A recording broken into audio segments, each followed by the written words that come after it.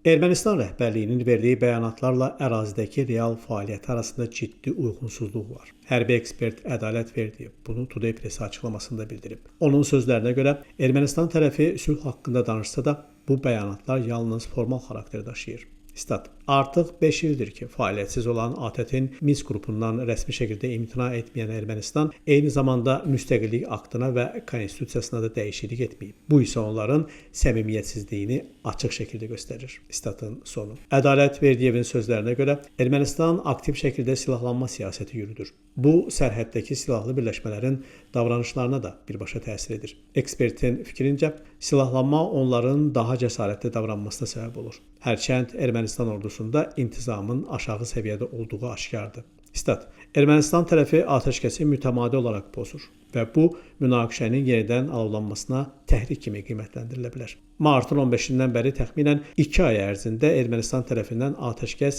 intensiv şəkildə pozulur. Bəzən bir gün ərzində bir neçə dəfə atəş açılır ki, bu da Azərbaycan əskərinin həyat və sağlamlığına ciddi təhdid yaradır. Statın sonu. Ədalət Verdiyev vurğulayıb ki, Azərbaycan bu təxribatlara baxmayaraq təmkin nümayiş etdirir. Stat: Lakin Ermənistan bilməlidir ki, Azərbaycanın da səbrinin bir həddi var. Əgər bir əskərimiz belə zərər görərsə, Ermənistan bunun bədəlini çox ağır ödəyəcək. Bəlkə də 3-cü dəfə kapitulyasiya aktı imzalamaq məcburiyyətində qalacaq. Statın sonu. Qeyd edək ki, mayın 10-da saat 09:55-də Ermənistan Silahlı Qüvvələrinin bölmələri Çəmbərək rayonu istiqamətində yerləşən mövqelərindən Azərbaycan ordusunun mövqelərini atıcı silahlardan atəşə tutub. Bölmələrimiz qeyd olunan istiqamətdə adekvat cavab tədbirləri görüblər. Türkan İskəndərli, Namiq Abbasov, Today Press.